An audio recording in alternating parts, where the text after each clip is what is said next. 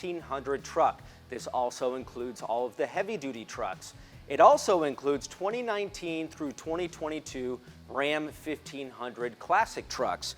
Today what I'm going to show you guys is how to install the factory Mopar remote start kit. So basically you install the components that's included with the Mopar kit.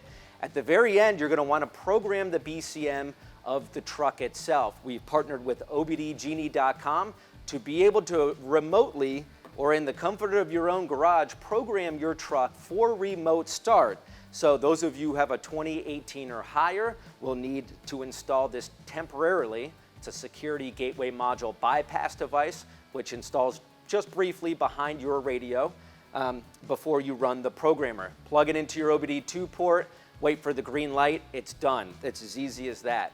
The only other thing you will have to have programmed either by a mobile locksmith or by your local dealer is the actual key fobs. Once you do that, you'll have remote start 100% factory in your Ram truck. So today I'm going to show you how to do it in the 1500 parked behind me. So let's get started.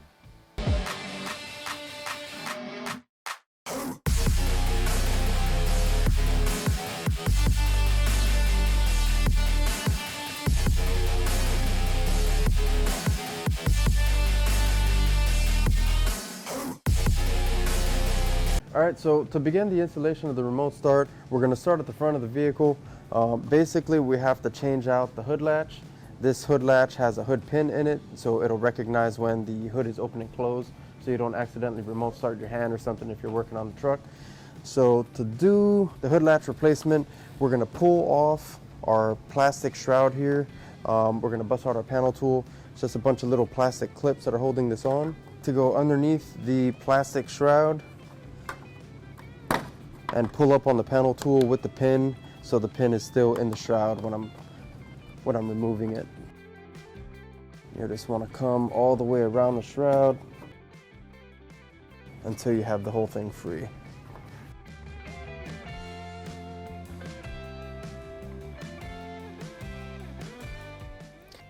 Alright, now that we got the shroud off, we're ready to remove our hood latch.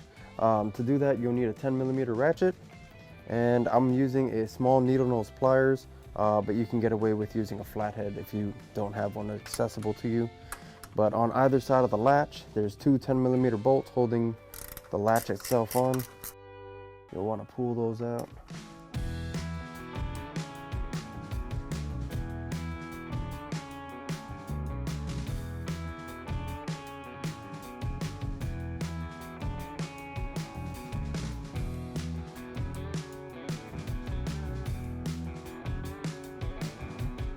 Alright, once you got those out, you see our latch is free now. The only thing that's holding it on is the hood release cable. I'm actually going to use this needle nose pliers here.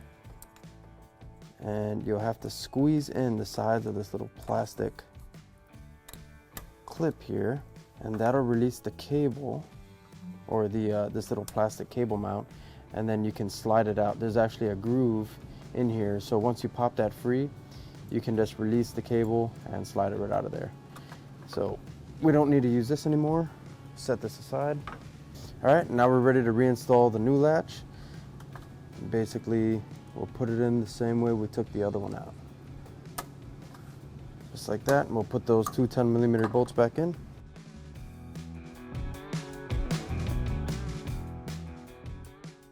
Okay, from this point, you'll want to check if your vehicle is pre-wired for a latch with a hood pin in it. And in order to do that, you'll want to come in between where your radiator and your support is here. You'll see this main harness coming down. Ours is pre-wired and our connection is right here. It was actually taped right on this main harness. So if you have this, you can skip the whole step of wiring this latch to your BCM. Basically, you just plug in the connector, put the little red security tab over it, and you're good to go. Now, if you don't have this pre-wire on your truck, you'll have to run this wire into your vehicle and pin it into the BCM or tap it into the BCM. So I'll show you how to do that now. All right, so on the bench here, I have the wiring harness that you would use if your vehicle is not pre-wired, and I have the two connections besides the one that you're going to plug into the latch. One is going to be a ground point inside the engine bay. You can actually go directly to the battery if you want. although there's some grounds on the inside of that fender. And the other is a single wire with a pin on it, and this is going to go all the way into your vehicle to the BCM. Now I have a BCM sitting here. This is going to replicate what we have going on in our truck, and the connector that you're going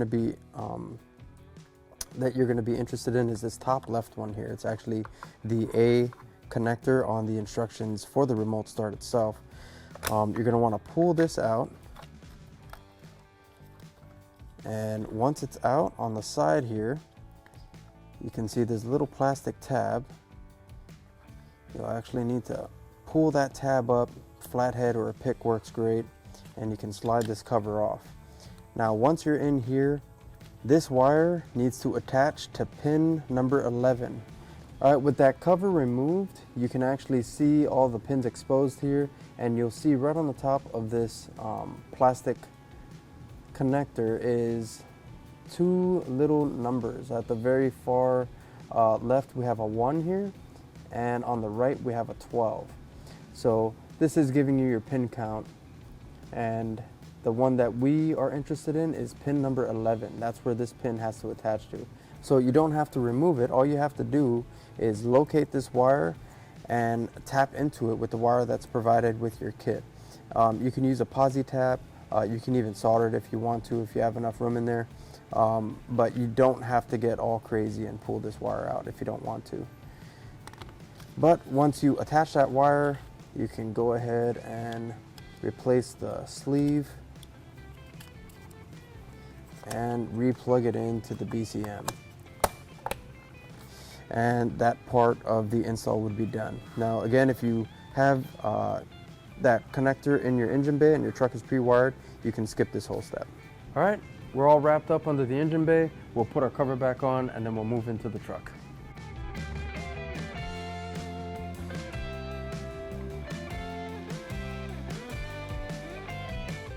All right, so for the next part of the install, you're going to want to head to the back seat area of your truck. And we're going to be installing the RF hub and the little antenna for it, as well as the wire that connects them to each other.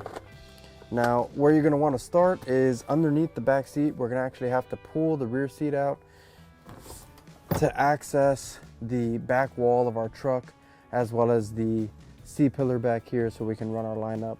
So to do that, it's some 18mm bolts on the bottom of the seat. You have 5 total. You have 2 on either side at these brackets here, and 1 on the passenger side in the middle kinda, and that's holding on your seatbelt.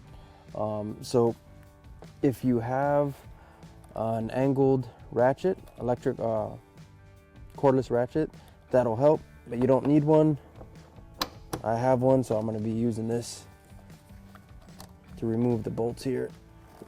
And these may be kind of tight on there.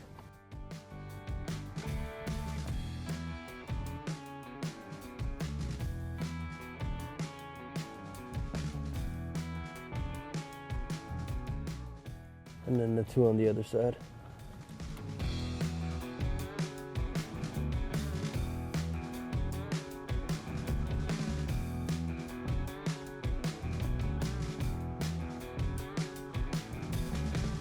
All right, once you have your 5 bolts out, you'll want to pull the seat belts down through the seat, or the seat belt latches. And you'll want to pull that center seat belt up and away from the seat, because we're going to be pulling this whole thing out. All right, from this point, we don't have any electrical connections on our seat, but you'll want to check. If you do have some electrical connectors, make sure to unplug those before you try to pull the seat out. The seat is also kind of heavy, so if you're not confident in picking up all the weight, it'd be a good time to grab a buddy. And from here, I'm just going to go ahead and lift the seat out of its position and pull it out of the truck.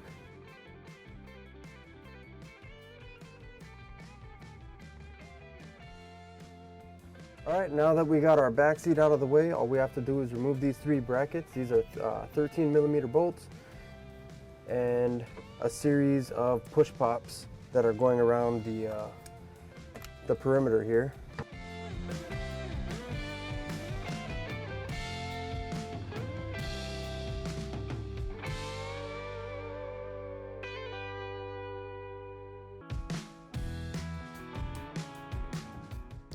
All right, I think that's it. There were 5 push pins and 3 13mm bolts holding this piece on. Now we can slide this out of here.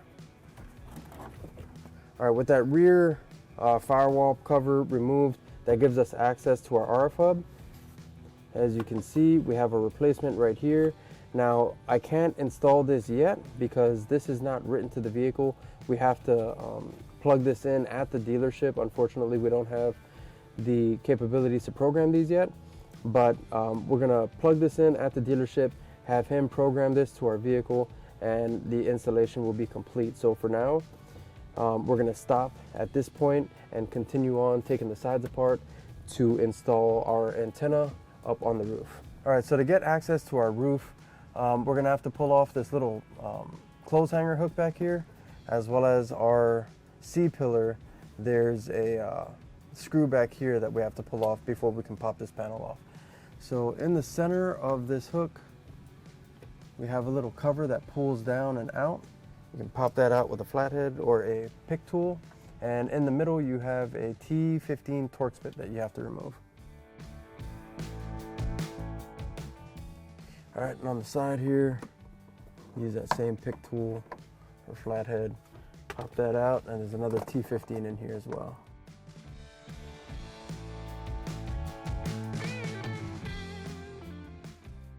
All right, so to give us a little bit of extra room, you can pop this upper portion of the C-pillar out.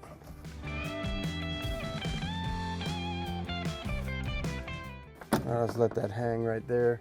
And then I'm gonna pull the weather stripping out. All right, so pulling down our headliner just a little bit. You don't have to pull it down a whole bunch. All you're trying to do is get access to these 2 mounting holes right here. Our module, or our antenna module, will actually mount up right like this in the roof. So basically what we're gonna use is a couple plastic retaining push pins. It's gonna slide in right like that. And I'm also going to plug in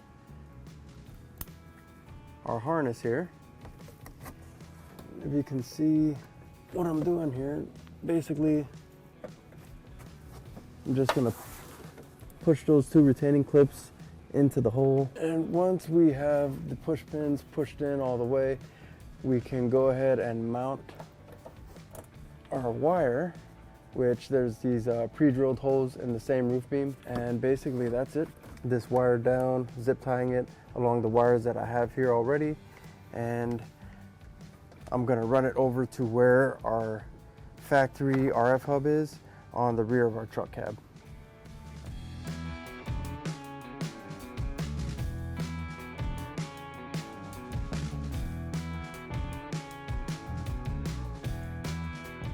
All right, I got the headliner all pushed back up where it needs to be. Just gonna throw some zip ties down here. And if you notice, the factory wiring goes around the seat belt. I'm just gonna follow that right down.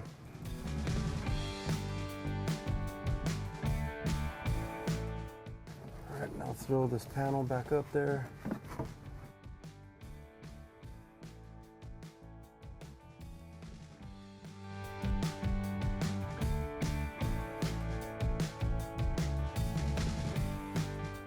All right, so I got our antenna line down to the RF hub.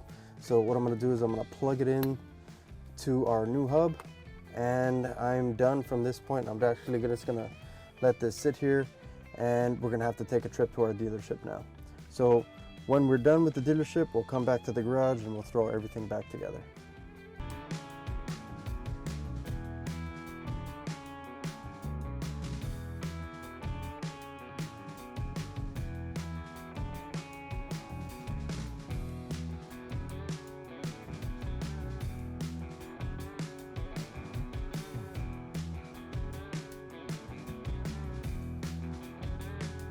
All right, so we just made it back from the dealership. We're back at the shop here. We got our 2 new keys as well as our new hub programmed. So what we're gonna do now is just replace our existing hub that was mounted on the back of the firewall here. We're gonna pull that off, put on our new hub, and then we can go ahead and throw everything back together back here. So in order to pull this hub off, you can actually use your fingers and pull the little tabs on the side. Let me see if I can get one out here. So this is basically what you're working with. It's just a 2-part little retaining clip.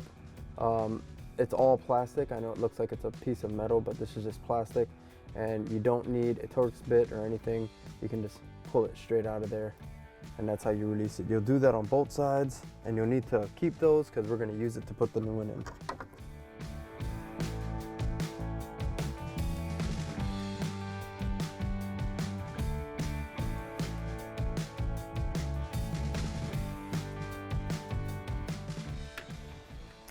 All right, so we got our new RF hub mounted. We're gonna grab the rear interior trim cover here, and then we're gonna throw our seats in. And after we reassemble everything, all we have to do is one more step. It says running our OBD Genie Programmer for the remote start. So the vehicle knows that we have remote start installed now.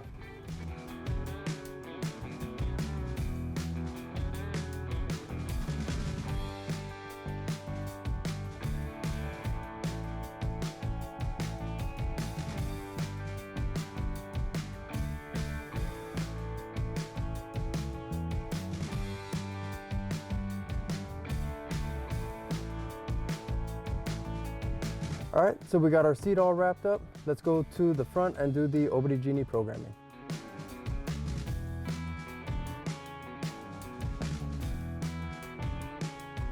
We got the green light.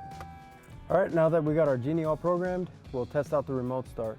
All we gotta do is click the 2 times that little circle right there. That's the remote start symbol. We'll hit that twice. Make sure all the doors are closed and the hood is closed before you test it. If you hit it twice, you'll get a couple of horn honks. And it starts right up. Now to deactivate it, you could just hit the brakes, or you can press that remote start button twice again, and that'll shut that off. All right, so that about wraps up this install. Now this is a great upgrade for you guys up north where it gets real cold and you need to remote start your vehicle to warm it up before you leave, as well as the guys down south when it's a little too hot outside and you want to remote start it and get your AC working. That's a great option for you as well. Now something to add, the hood pin, some of you guys may have the hood pin connection up underneath the hood, or that hood pin wire, that hood latch wire pre-existing on the vehicle. If you don't have remote start working after you're done with the install, you want to make sure to check at the BCM and make sure in fact that your vehicle is pre-wired. Some trucks have the connection up at the hood pin, but it's not existing on the BCM itself. So if you're having issues, make sure to double check that, and if not, install that wire that was included with your kit all the way to the BCM. So that wraps up this episode. I hope you guys enjoyed this install. If you want more information on the product that we used, check the link in the description below. And if you like this video and you want to see more, make sure to head back to infotainment.com.